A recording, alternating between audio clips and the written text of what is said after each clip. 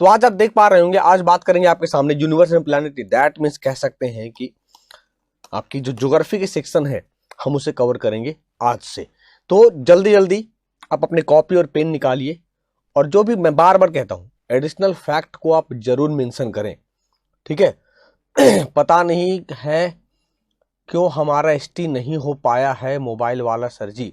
अंकुश कुमार जी बात करेंगे, पहले आज हम चर्चा करें चैप्टर की। मैं चाहूंगा टेक्निकल टीम से जरा मुझे हाइड कर दिया जाए, मिस्टर इंडिया बना दिया जाए, ताकि बच्चों को जो कंटेंट है वो साफ साफ दिखाई पड़े। चलिए, तो यूनिवर्स और प्लैनेट की बात करेंगे डियर। तो समझना कि इस चैप्टर में हम लोग क्या क्या देखने वाले हैं आज।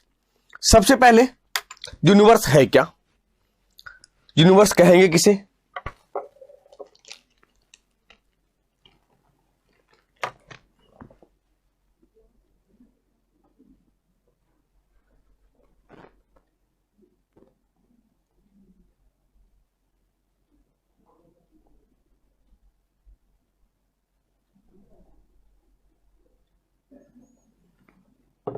ठीक है। तो ब्रह्मांड या कॉन्सेप्ट क्या होगा, यूनिवर्स क्या होगा, एनी आइडिया?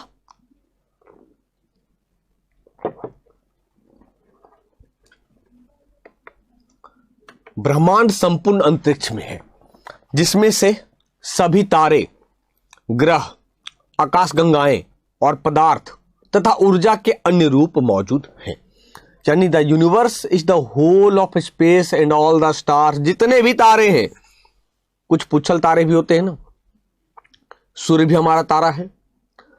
प्लैनेट की बात करेंगे, जितने ग्रह होंगे, चाहे पृथ्वी की बात कर ले, मंगल की बात कर ले, चाहे गैलेक्सी की बात करें, गैलेक्सी की बात करेंगे तो जो हमारी गैलेक्सी है, या जितने भी पदार्थ हैं, चाहे वो एस्ट्रॉयड है, क्षुद्र ग्रह क्यों ना हो, सब के सब ब्रह्मांड में, यूनिवर्स में शामिल हैं।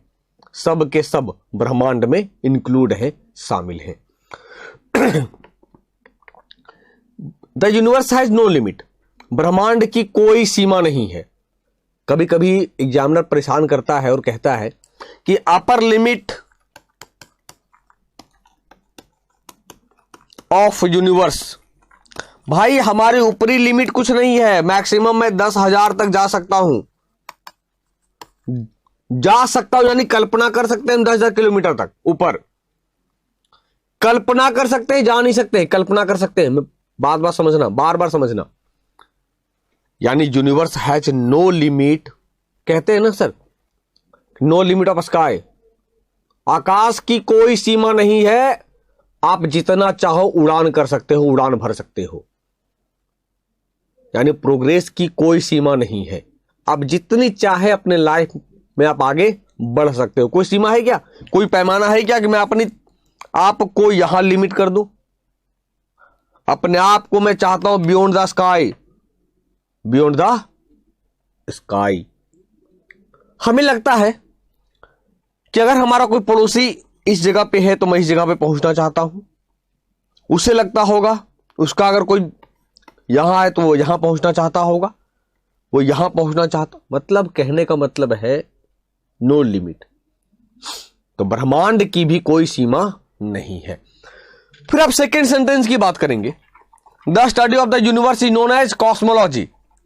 ब्रह्मांड के अध्ययन को कॉस्मोलॉजी कहते हैं, जिसको हम हिंदी में ब्रह्मांड विज्ञान भी कह सकते हो।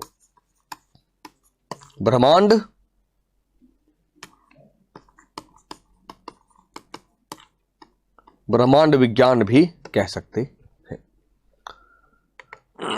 ठीक है। ब्रह्मांड की उत्पत्ति कैसे हुआ है? बिग बैंग सिद्धांत द्वारा परिभाषित की गई है, बिग बैंग थ्योरी द्वारा। अब एक क्वेश्चन आएगा कि सर बिग बैंग जो थ्योरी है, कॉन्सेप्ट है, किसने दिया है? बिग बैंग कॉन्सेप्ट किसने दिया है?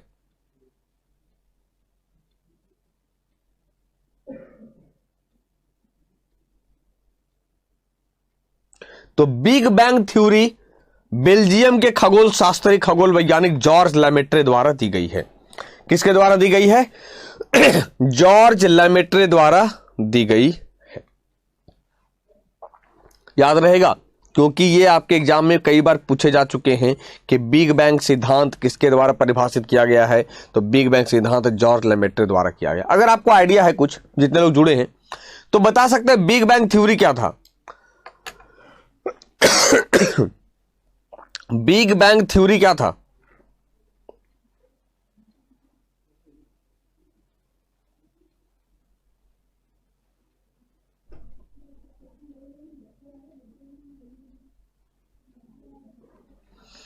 इसे महाविस्फोट सिद्धांत भी कहते हैं। हो सकता है कभी कभी महाविस्फोट सिद्धांत दे दे, महाविस्फोट सिद्धांत भी कहते हैं।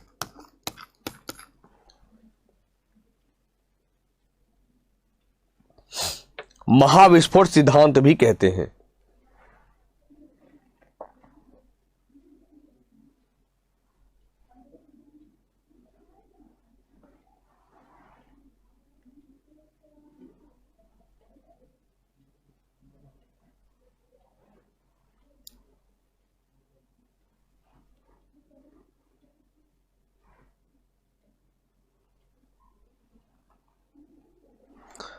यानी हो सकता आप या समझना मैं कहना क्या चाह रहा हूं कि बिग बैंग सिद्धांत या महाविस्फोट सिद्धांत दोनों में कोई अंतर नहीं है, दोनों में कोई अंतर नहीं है।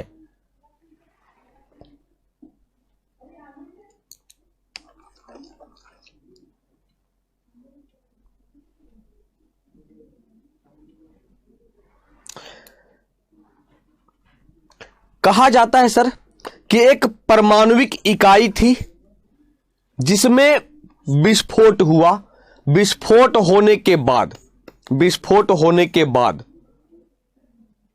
वो धीरे धीरे एक्सपैंड होता चला जा रहा है, फैलता चला जा रहा है, और इतनी जबरदस्त इसमें से ऊर्जा निकली, एनर्जी निकला, जिससे प्रभाव से आज तक ब्रह्मांड फैलता ही जा रहा है, फैलता ही जा रहा है।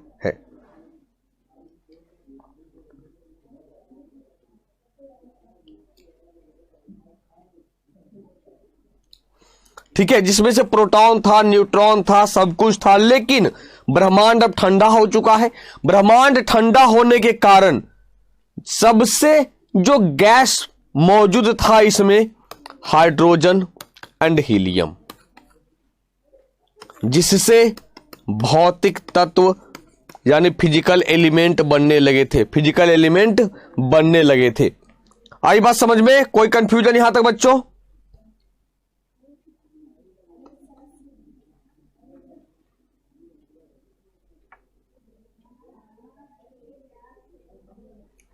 ठीक है,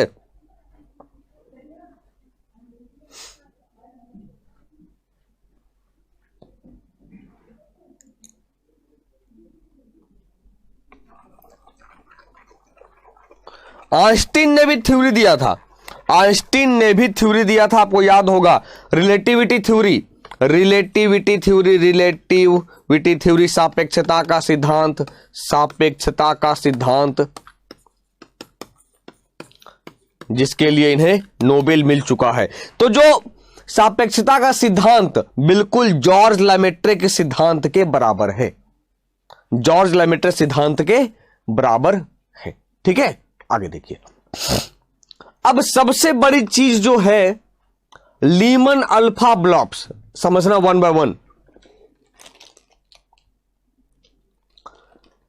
क्वेश्चन क्या आएंगे कि ब्रह्मांड में पाए जाने वाले सबसे बड़े खगोलीय पिंड का नाम क्या है?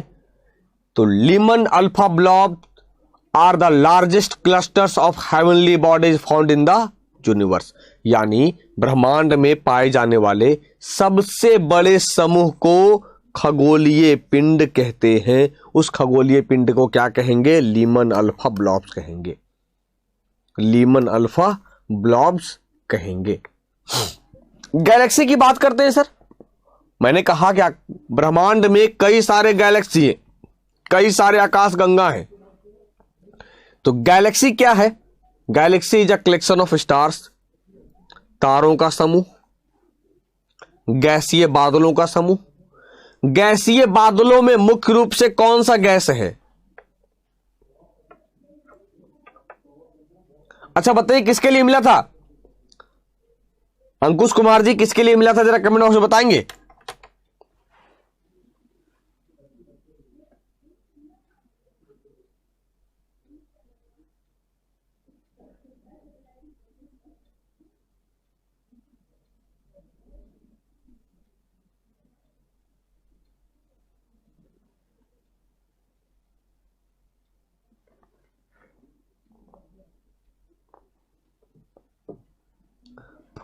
फोटो इलेक्ट्रिक, बहुत बढ़िया, चलिए धन्यवाद।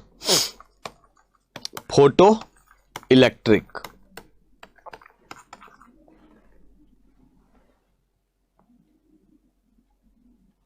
यानी कह सकते हैं कि प्रकाश विद्युत उत्सर्जन।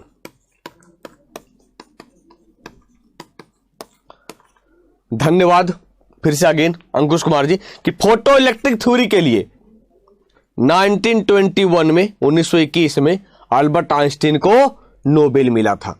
ठीक है,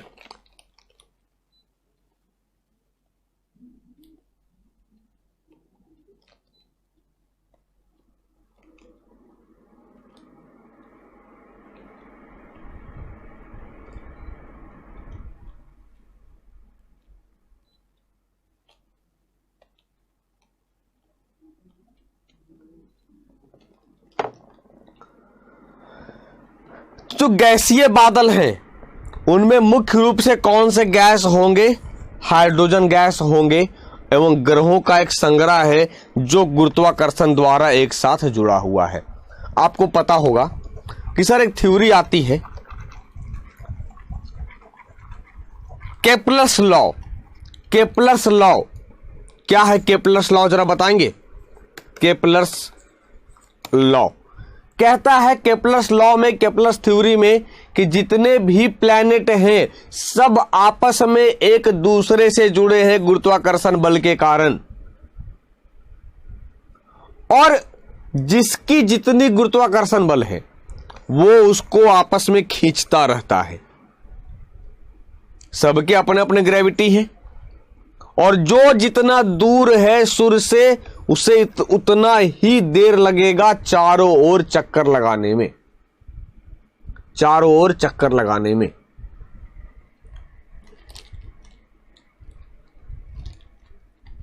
उतना ही देर लगेगा चारों ओर चक्कर लगाने में।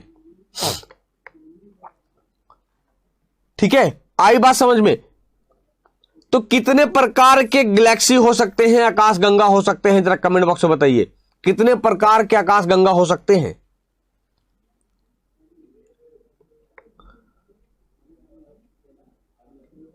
तीन प्रकार के होते हैं। तो एक इलेक्ट्रिकल सर्पिलाकार जो हमारी आकाश गंगा है मिल्की वे, तो आप यहां देख सकते हो कि there are about 200 billion galaxies in the universe and each galaxy has approx 200 billion stars. ब्रह्मांड में लगभग 200 अरब आकाश गंगाएं हैं और प्रत्येक आकाश गंगा में 200 अरब तारे हैं। 200 अरब तारे हैं। लेकिन ज्ञात आकाश गंगा की संख्या कितनी है, जरा कमेंट बॉक्स में बताइए। ज्ञात आकाश गंगा की संख्या कितनी है? There are 3 main types of galaxies. आकाश गंगाएं मुख्यतः 3 प्रकार की होती हैं। इलेप्टिकल दीर्घवृत्ताकार, ये वाली जो दिख रहे हो, सर्पिलाकार, सॉरी दीर्घवृत्ताकार ऐसे हो गया, सर्पिलाकार ये वाला हो गया, और इरेगुलर विषमाकार यानी जिसकी कोई आकृति नहीं है, जैसे फॉर एग्जांपल अमीबा। तो 3 प्रकार की आकाश गंगाएं होती हैं, एक एलिप्टिकल दीर्घवृत्ताकार ये आकृति, सर्पिलाकार ये आकृति, और इरेगुलर यानी ऐसे ऐसे कुछ भी हो सकता है, कोई भी उसकी साइज नहीं है। अब यही दुग्ध मेखला की बात करते हैं, मिल्की वे की बात करते हैं। The Milky Way is our home galaxy in the universe. ब्रह्मांड में हमारी घरेलू आकाश गंगा क्या है? दुग्ध मेखला है, जिसे हम मिल्की वे कहते हैं, जिसकी आकृति आकार कैसा है? सर्पिला है। जिसकी आकृति सर्पिला है।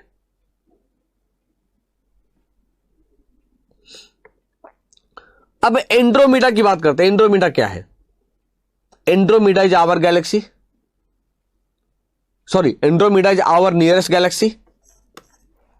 एंड्रोमीडा हमारे निकटतम आकाशगंगा है। भैया यहां तक समझ में आ गई बातें? जरा कमेंट बॉक्स में बताना। एंड्रोमीडा इज आवर नियरेस्ट गैलेक्सी। अब यहां देख रहे हो नियरेस्ट गैलेक्सी, आवर गैलेक्सी की बात करेंगे तो मिल्की वे हमारी गैलेक्सी है। तो एंड्रोमीडा आकाशगंगा या पृथ्वी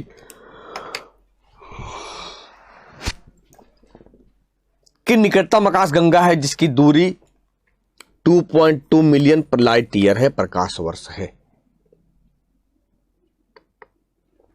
अब बात करते हैं तारे की। तारा है क्या? भाई stars are made of hot burning gases. तारे गर्म जलती हुई गैसों के बने होते हैं। अंतर क्या है? ये स्वयं प्रकाश का उत्सर्जन करते हैं, जबकि प्लैनेट में कोई लाइट नहीं होता है। वे स्वयं प्रकाश का उत्सर्जन करते हैं एवं अत्यंत बड़े और गर्म होते हैं।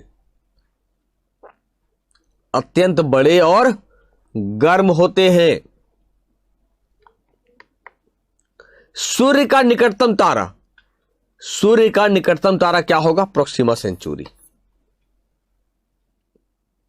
जो सूर्य से 4.3 प्रकाश वर्ष दूर है।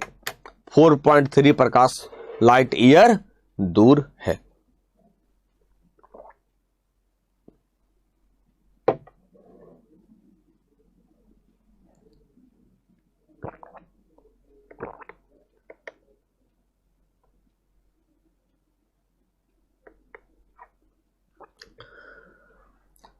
यही से कहानी शुरू होती है आपकी सोलर सिस्टम की, सौर मंडल की।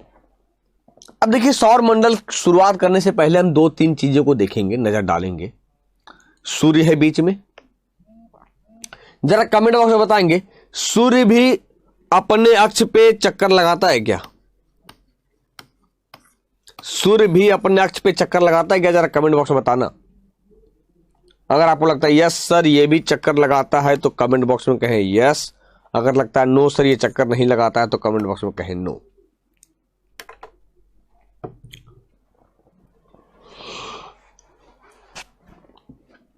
चलो जल्दी बताओ, सूर्य क्या अपने अक्ष पे चक्कर लगाता है? एक होता है रोटेशन और एक होता है रिवॉल्यूशन। रोटेशन यानी अपने अक्ष पर घूमना, और रिवॉल्यूशन यानी किसी के चारों ओर घूमना।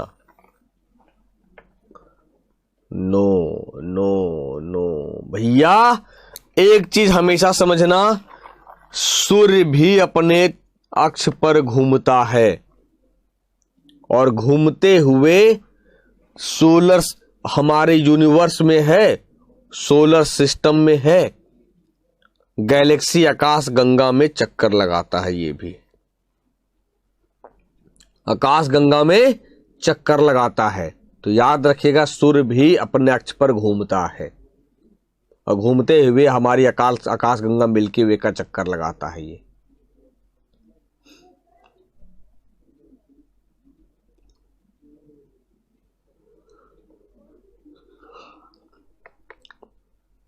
सौर मंडल की बात करें, the solar system consist of the sun, the 8 planets and their satellites or moons, and thousands of smaller heavenly bodies such as comets, asteroids and meteors. सौर मंडल में सूर्य के अलावा 8 ग्रह और उनके उपग्रह या चंद्रमा एवं हजारों छोटे खगोलीय पिंड जैसे धूमकेतु, क्षुद्र ग्रह और उल्का आदि शामिल हैं। तो याद रखिएगा कि सौर मंडल में सूर्य भी चक्कर लगाता है, जिसमें से 8 ग्रह भी चक्कर लगाते हैं सूर्य के चारों ओर, उनके उपग्रह भी चक्कर लगाते हैं, चंद्रमा एवं हजारों छोटे खगोलीय पिंड शामिल हैं। अब एक क्वेश्चन सबसे पहले देखते हैं, क्षुद्र ग्रह क्या है? सर 2 चीज समझना, एक कुछ प्लैनेट हैं जो केवल गैसियस प्लैनेट होते हैं और कुछ प्लैनेट हैं जो स्टोन, डस्ट पार्टिकल्स आदि से बने होते हैं। तो सबसे पहले क्षुद्र ग्रह की बात करते हैं, जो चट्टान और धूल कणों के छोटे टुकड़े जो मंगल और बृहस्पति की कक्षाओं के बीच सूर्य के चारों ओर घूमते हैं।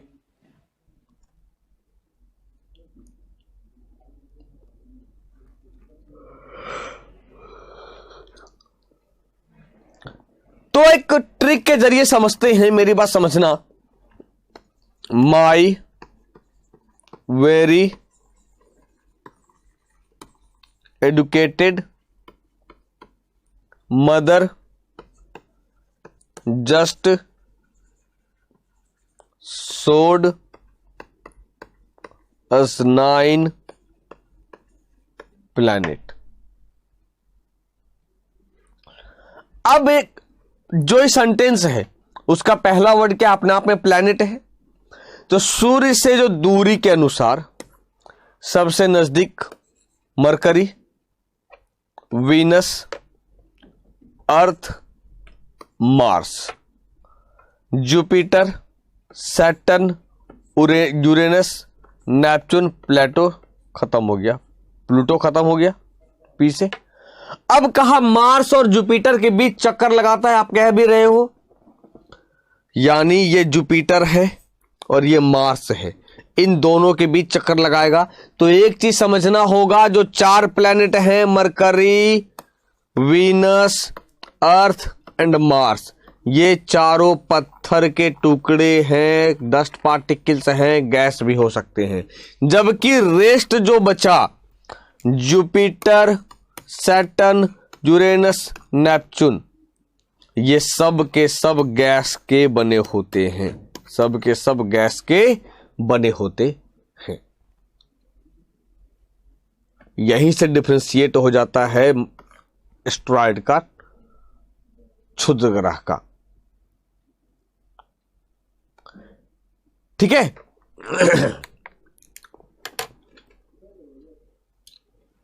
अब कॉमेट्स की बात करें, धूमकेतु की बात करें, sir meteors are actually called meteoroids. उल्का को वास्तव में एक उल्का पिंड कहा जाता है। इसका निर्माण तब होगा जब एक क्षुद्र ग्रह या धूमकेतु का हिस्सा सूर्य का परिक्रमा करता है, टूटकर जलते हुए पृथ्वी के वायुमंडल में प्रवेश करता है। तो कहां प्रवेश करेगा? मेसोस्फीयर में, मध्य मंडल में।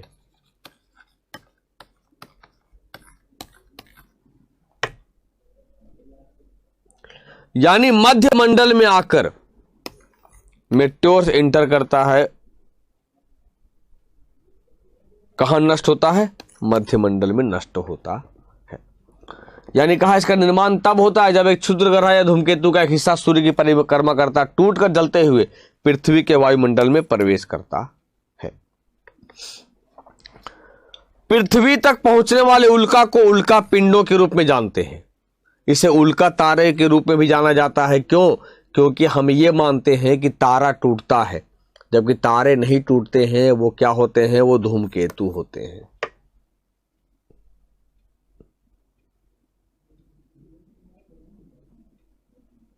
ठीक है, आई बात समझ में? यहां तक कोई कंफ्यूजन बच्चा अगर यहां तक तो जरा कमेंट बॉक्स में बताना। अब बात करते हैं सूर्य की, जिसे हम सौर मंडल का फादर कहते हैं, father of the solar system, सौर मंडल के जनक के रूप में जाना जाता है। सूर्य सौर मंडल के केंद्र में है, सौर मंडल के केंद्र में है, चक्कर लगा रहा है और सभी पिंड इसके चारों ओर घूम रहे हैं।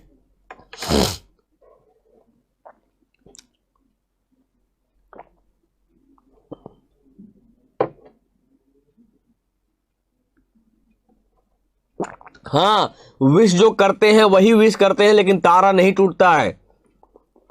सोचो अगर तारा टूटेगा यार, तो कई शहर गांव क्या कितना नुकसान हो जाएगा, समझ रहे हो? It is a hot ball of glowing gases, या चमकदार गैसों का गर्म गोला है।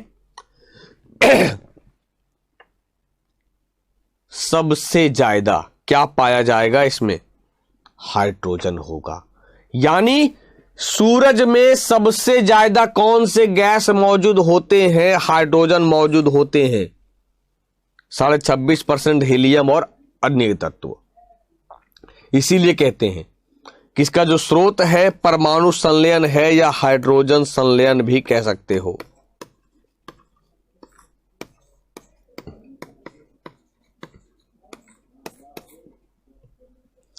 तो न्यूक्लियर फ्यूजन इसका एनर्जी, परमाणु संलयन यानी 2 या 2 से अधिक न्यूक्लियाई जुड़ते हैं, जुड़ने के बाद ये जमा होते हैं और फिर विस्फोट होता है। Temperature of the sun at corona, यानी सूर्य की जो कोरोना है, बाहरी लेयर है, ये वाली देख रहे हो, इसका टेम्परेचर 6000 डिग्री सेल्सियस होगा और सेंटर की कोर का जो टेम्परेचर होगा वो 15 मिलियन डिग्री सेल्सियस होगा। तो याद रखना ये कि सूर्य की सतह को क्या कहते हैं? कोरोना कहते हैं, जिसकी बाहरी परत का तापमान 6000 डिग्री सेल्सियस, केंद्र का 15 मिलियन डिग्री सेल्सियस। मैंने आपको पूछा शुरुआत में कि क्या सूर्य भी अपनी धुरी पर चक्कर लगाता है क्या? आपने कहा नहीं, जबकि पता होना चाहिए पृथ्वी की तरह सूर्य भी अपने धुरी पर घूमते हुए हमारी आकाश गंगा दुग्ध मेखला के केंद्र के चारों ओर चक्कर लगाता है, यानी रोटेशन करता है और रिवोल्यूशन करता है, दोनों। There are 8 planets in the solar system. सौर मंडल में 8 ग्रह हैं। तो कौन कौन से ग्रह है उसकी चर्चा करते हैं। याद रहे प्लूटो ग्रह अब नहीं रहा। चलो जरा जल्दी बताओ, 8 लोग जुड़े हो, कोई कंफ्यूजन अगर हो तो? क्योंकि अब हम देखेंगे केवल 8 प्लैनेट जो आपके हैं सो। अब देखेंगे केवल 8 प्लैनेट जो है सो क्या होगा, जरा जल्दी बताओ अगर आपको कंफ्यूजन है कुछ तो।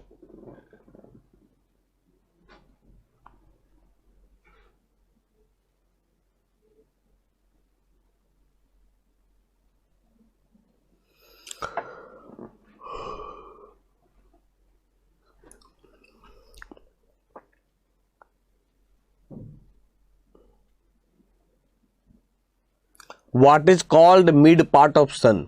चलिए शिव शंकर जी का जवाब आ गया। और कोई?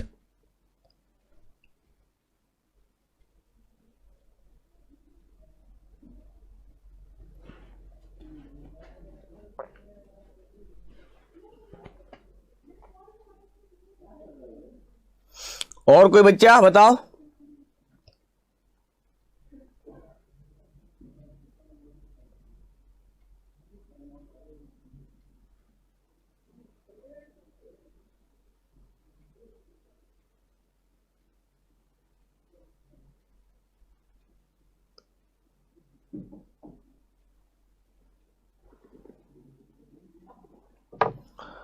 चलिए बताइए जल्दी।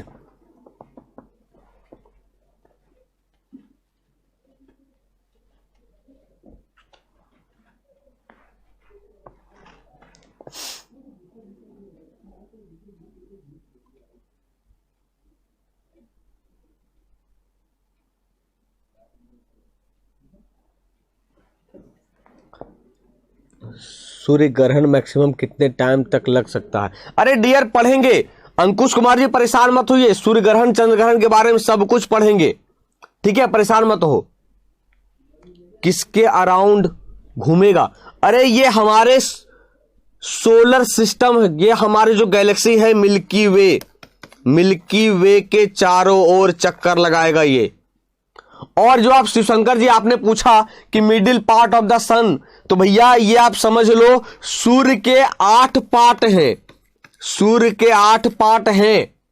बेसिकली एग्जाम में आपके सेंटर पूछा जाता है कोर और बाहरी परत पूछा जाता है।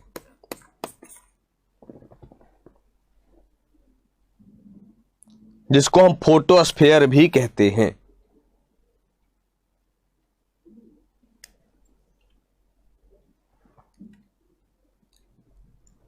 इसको आप ऐसे भी समझ सकते हो डियर,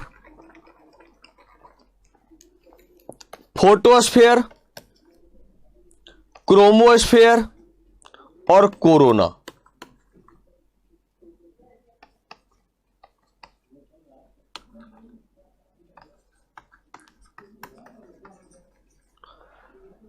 ठीक है, यानी फोटोस्फीयर की बात करेंगे केंद्र, क्रोमोस्फीयर की बात करेंगे मिडिल, कोरोना की बात करेंगे बाहरी भाग। ये आपके सामने हो गए। बेसिकली 3 भाग कह सकते हो, लेकिन 8 भागों में डिवाइड करते हैं हम सूर्य को।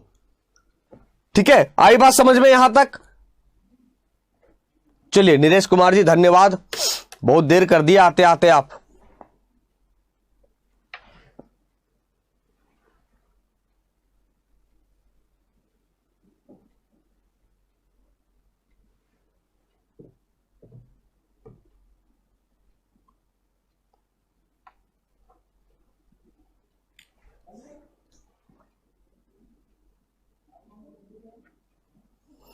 चलिए तो अब बात करते हैं सर ग्रह की। ग्रह एक दीर्घवृत्ताकार कक्षा में सूर्य के चारों ओर चक्कर लगाता है। ग्रह को 2 भागों में, आंतरिक और बाह्य भागों में वर्गीकृत किया गया है। आंतरिक यानी जो एस्ट्रॉयड है, क्षुद्र ग्रह है, उसके आधार पर जो अंदर होगा, यानी मरकरी, वीनस, अर्थ और मार्स, ये आंतरिक हो गया। Jupiter, Saturn, Uranus and Neptune, ये एक क्या हो गया, ये बाह्य ग्रह हो गया। तो ये आउटर प्लैनेट है और ये इनर प्लैनेट है। आंतरिक ग्रह को हम स्थलीय ग्रह या चट्टानी ग्रह कहते हैं, टेरेस्टेरियल प्लैनेट्स और रॉकी प्लैनेट्स। क्यों? क्योंकि ये सबका निर्माण पत्थर से हुआ है। आपको पता है पृथ्वी में क्या है, पत्थर भरा हुआ है। जबकि आउटर प्लैनेट को जोवियन प्लैनेट या गैसियस प्लैनेट कहेंगे, Jupiter, Saturn, Uranus and Neptune. अब बात करते हैं सबसे पहले मरकरी की। The nearest planet to the sun and the smallest planet of the solar system. सूर्य का सबसे नजदीक ग्रह और सौर मंडल का सबसे छोटा ग्रह कौन होगा? मरकरी होगा। सौर मंडल का डियर ऐसा नहीं कि केवल हमारे आसपास, पूरे सौर मंडल का, क्योंकि सौर मंडल, हमारी जो सौर मंडल है उसमें कितने प्लैनेट है? 8 प्लैनेट है। रिवॉल्यूशन पीरियड यानी सूर्य के चारों ओर ये चक्कर लगाएगा मात्र 88 डेज में। तो इस आधार पर कह सकते हैं कि fastest planet in terms of the motion, गति के संदर्भ में सबसे तेज ग्रह घूमने वाला। कोई दिक्कत नहीं नीरज कुमार जी, आप ऑफलाइन देखिए, उससे कोई मतलब नहीं, हमारे रिजल्ट होनी चाहिए बस। Does not contain any natural satellite, बेचारे का कोई उपग्रह नहीं है। वीनस की बात करें, रोमन की सौंदर्य देवी के नाम पर इसका नाम पड़ा है Venus, named after the Roman goddess of beauty. सूर्य से दूसरा निकटतम ग्रह। It's revolution period is 225 days, यानी सूर्य के चारों ओर ये चक्कर लगाएगा 225 दिनों में।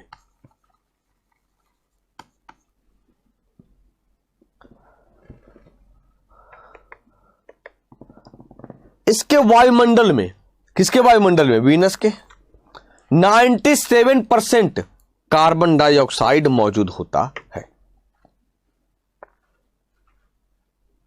आई बात समझ में? हो सकता है क्वेश्चन ऐसा आ जाए कि भैया किस ग्रह के वायुमंडल में सबसे अधिक कार्बन डाइऑक्साइड मौजूद होता है? वीनस। हमारे नाइट्रोजन,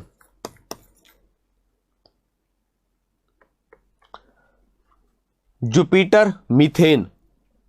तो its surface temperature is 475 degree Celsius and is the hottest planet. अब आप सोच पा रहे होंगे कि सर जबकि बुध नजदीक है शुक्र से, मरकरी नजदीक है शुक्र से, तो हॉटेस्ट प्लैनेट शुक्र को क्यों बोलते हैं, बुध को क्यों नहीं बोलते हैं? सर वो इतना तेजी से घूमता है सूर्य के चारों ओर कि सूर्य का कोई असर उस पर नहीं पड़ता है। और ऊपर से शुक्र के वायुमंडल का में जो भरा हुआ है CO2, ऊपर से ये देर से घूमता है 225 दिन चक्र,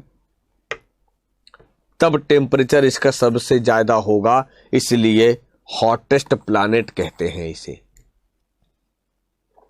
it is the brightest planet, सबसे चमकीला ग्रह कौन होगा? शुक्र होगा। It's called morning and evening star, इसे भोर और संध्या का तारा कहा जाता है। मरकरी की तरह इसे भी कोई प्राकृतिक उपग्रह नहीं है। अर्थ की बात करेंगे सर, जहां हम रहते हैं, third nearest planet to the sun, सूर्य का तीसरा नजदीक ग्रह। परिक्रमण काल, रिवोल्यूशन पीरियड 365 दिन 6 घंटे, इसीलिए प्रत्येक 4 वर्षों में एक लीप ईयर आता है। 366 दिन 6 चौके 24 घंटा।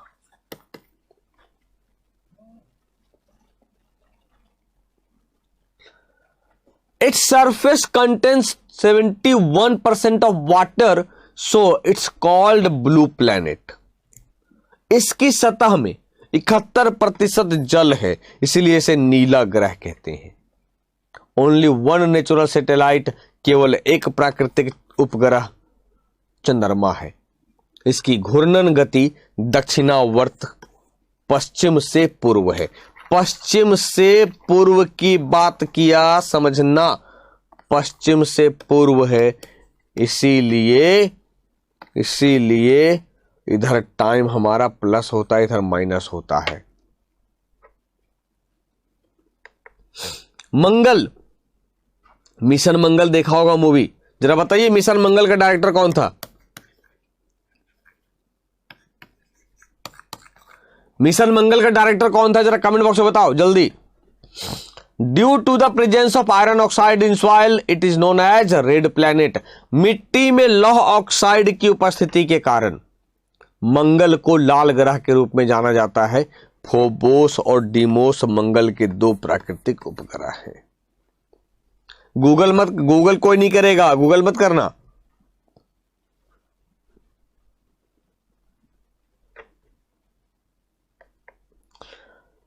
निक्स ओलंपिया सौर मंडल का सबसे बड़ा पर्वत यहीं स्थित है, जो हिमालय से 3 गुना हाइट पर है। यानी इसकी हाइट हिमालय से 3 गुनी ज्यादा है। हिमालय 8,848 मीटर है। आवाज सुन रहे हो तो जरा कमेंट बॉक्स में बता दो जल्दी। जगन शक्ति,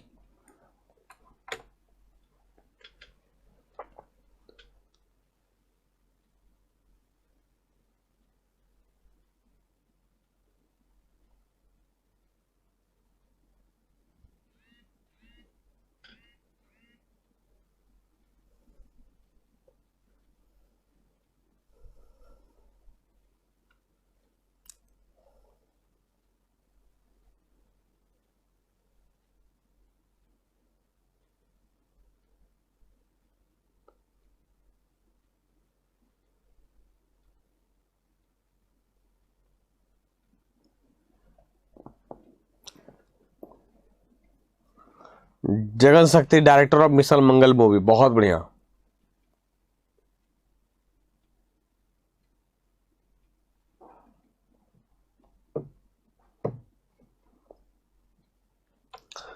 चलिए, तो ये हमने देखा सौर मंडल का सबसे बड़ा पर्वत, और ये सौर मंडल का सबसे बड़ा ज्वालामुखी ओलिपस मेसी मंगल पर ही मौजूद है।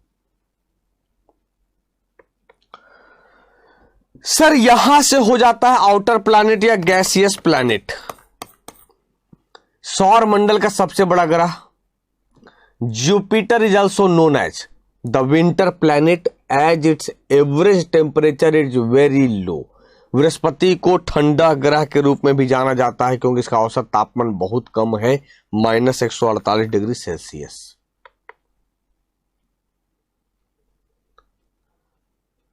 यह पृथ्वी की तुलना में 11 गुना भारी है, और अब तक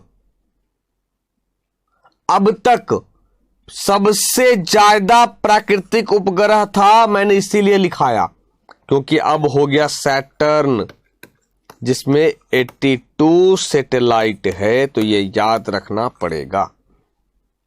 क्योंकि यहां अब तक हम जानते थे, इसलिए मैंने लिख दिया यहां कि सौर मंडल में सबसे अधिक उपग्रह 2018-19 तक लेकिन 2019-20 से अब सबसे ज्यादा उपग्रह किसके पास है? सैटर्न के पास है 82।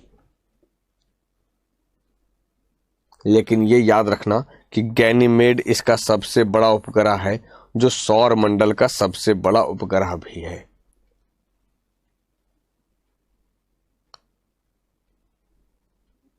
अगर क्वेश्चन कहते 2018-19 के आधार पे सबसे ज्यादा उपग्रह किसके पास, तब जुपिटर की बात करेंगे। लेकिन अगर 19-20 की बात करेंगे तो सैटर्न के पास देखेंगे।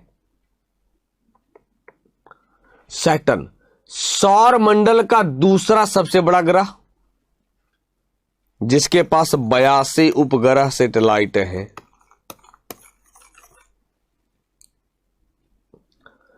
It contains 7 rings that surround it, hence it is known as the ringed planet. इसमें 7 वलय हैं, जो डस्ट पार्टिकल्स वगैरह वगैरह दिखेंगे।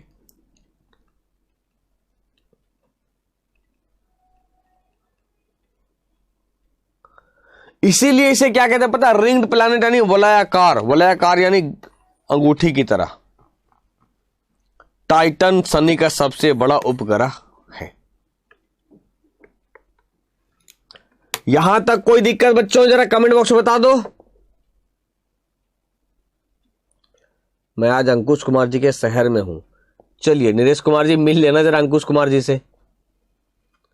चलो यहां पे अब नंबर वगैरह अपने आपस में मत दे लेन देन करना। देखो कहां हो भाई, अब क्या करोगे? आपस में यही चैट कर लोगे?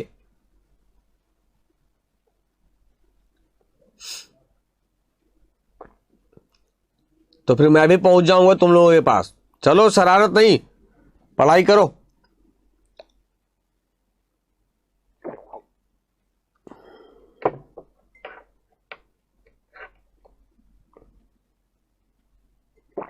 छोड़कर मत आना एक भी क्वेश्चन, जब भी इसे क्वेश्चन बनेगा। अभी कह रहे हो नो कंफ्यूजन। अगर कोई मन में किंतु परंतु इफ बट मगर है तो क्वेश्चन कर लो।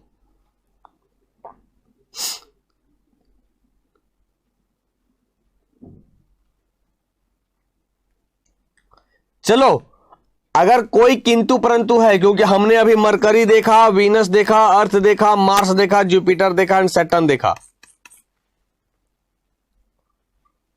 अगर कोई किंतु परंतु इफ बट मगर है तो जरा क्वेश्चन कर लो। क्वेश्चन छूटनी नहीं चाहिए, क्योंकि आज आपको कई सारे क्वेश्चन देखने को मिलेंगे यूट्यूब पे इससे रिलेटेड, क्योंकि इसको हम साइंस में भी इंटर करते हैं। जल्दी, इसलिए कहते हैं यहां पढ़ाई करिए, यूट्यूब में अपना प्रैक्टिस सेशन में जमकर पार्टिसिपेट करिए।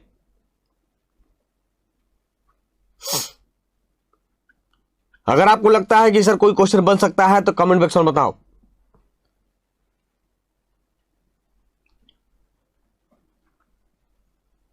कोई कंफ्यूजन नहीं है तो बात करते हैं यूरेनस की। देखो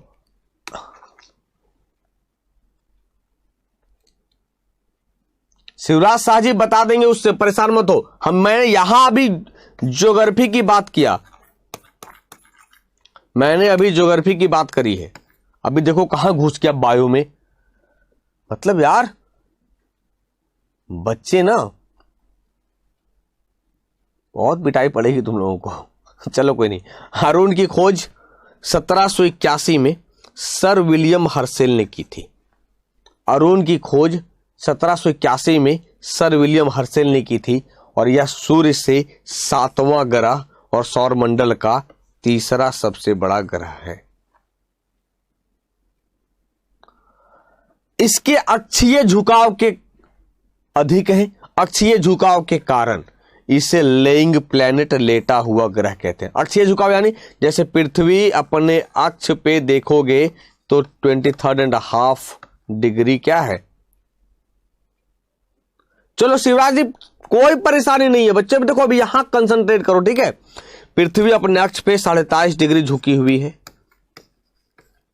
लेइंग है। वैसे ही अरुण भी अपने लेटा हुआ है। शुक्र की तरह यह भी सूर्य के चारों ओर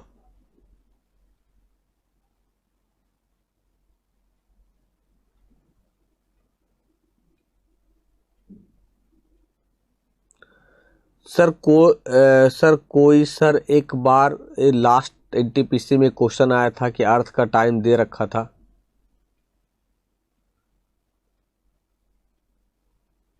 और वीनस पर पूछा कि कितना होगा। देखो अंकुश कुमार जी, कल जब क्लास लगेगी तो वो क्वेश्चन क्या था ना, वो क्वेश्चन आप अच्छी तरीके से लेते आना लिखकर, ठीक है, याद करके। मैं आपको टुमारो से जरूर सॉल्व करूंगा और फिर मैं देखता हूं कि ये कैसा क्वेश्चन था आज। मैं क्या कह रहा हूं, ये पूरा का पूरा क्वेश्चन क्या था आपके पास होगा तो कल आप टाइप करना कमेंट बॉक्स में, और मैं देख लेता हूं कि ऐसा क्वेश्चन कब आया था और किस तरह का क्वेश्चन थे, ठीक है।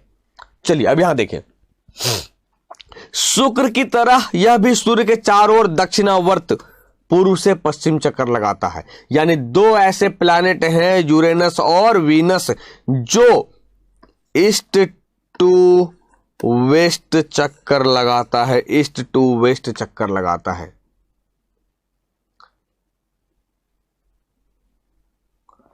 This planet एपियस greenish in colour, यह ग्रह हरे रंग का दिखाई पड़ता है। मीथेन की मौजूदगी है, कई सारे गैसों की मौजूदगी है जिसके कारण यूरेनस हरे रंग का दिखाई पड़ता है। हाँ वही तो कहा कि अगर एसटी में दिया होगा आप तो उसे ना स्नैपशॉट ले लेना और हमें बताना कि क्वेश्चन क्या था, एग्जैक्ट क्वेश्चन क्या कह रहा था। अब नेपच्यून की बात करते हैं, वरुण की बात करते हैं। Very similar to Uranus and can be considered as its twin. Varun Arun के समान है, अतः इसे जुड़वा के रूप में माना जा सकता है, जबकि वीनस को अर्थ का ट्विन कहते हैं। पृथ्वी का जुड़वा ग्रह, पृथ्वी की भगिनी ग्रह शुक्र को कहेंगे, लेकिन अरुण वरुण एक समान है, इसलिए इसे भी हम जुड़वा के रूप में कंसीडर करते हैं। इसे 13 सैटेलाइट है इसके पास।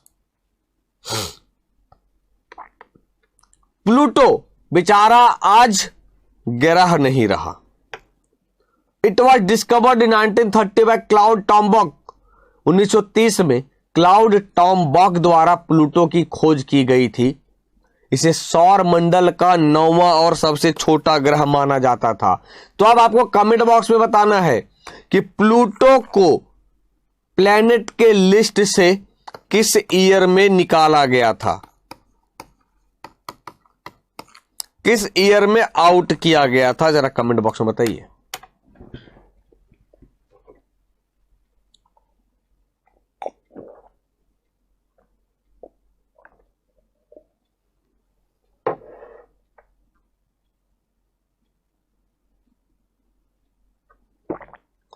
2006 में। बहुत बढ़िया शिवशंकर जी, लाजवाब, बहुत बढ़िया। सिंस 2006 में बैठक होता है IAU इंटरनेशनल एस्ट्रोनॉमिकल यूनियन। कहां? तो चेक रिपब्लिक या चेक गणराज्य कह दे की राजधानी प्राग में। चेक गणराज्य की कैपिटल प्राग में बैठक हुई। इंटरनेशनल एस्ट्रोनॉमिकल यूनियन का हेडक्वार्टर कहां है? प्राग है। वहां इसे ग्रहों की सूची से हटा दिया। आज हम इसे बौना ग्रह कहते हैं, ड्वार्फ प्लैनेट कहते हैं। क्यों हटा दिया गया? रीजन कमेंट बॉक्स में। इसे क्यों हटा दिया गया बौने ग्रह के लिस्ट से, ड्वार्फ प्लैनेट के लिस्ट से? Can you tell me anybody? चलिए मैं आपको बता दूं क्यों इसे हटाया गया। जितने प्लैनेट हैं सब में सफिशिएंट ग्रेविटी होनी चाहिए।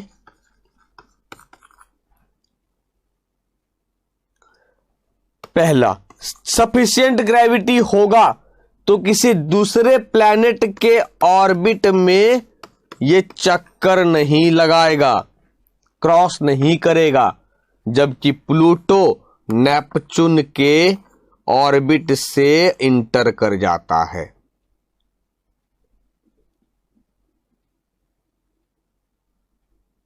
नहीं, कलर चेंज के कारण नहीं, कलर चेंज के कारण नहीं डियर। देखो ग्रेविटी होगा तो दो प्लैनेट की ग्रेविटी होगी तो ये अपने तरफ खींचेगा, ये अपने तरफ खींचेगा। अगर इसका कम होगा तो क्या होगा, ये खींच लेगा अपने तरफ, ये खींच लेगा ना।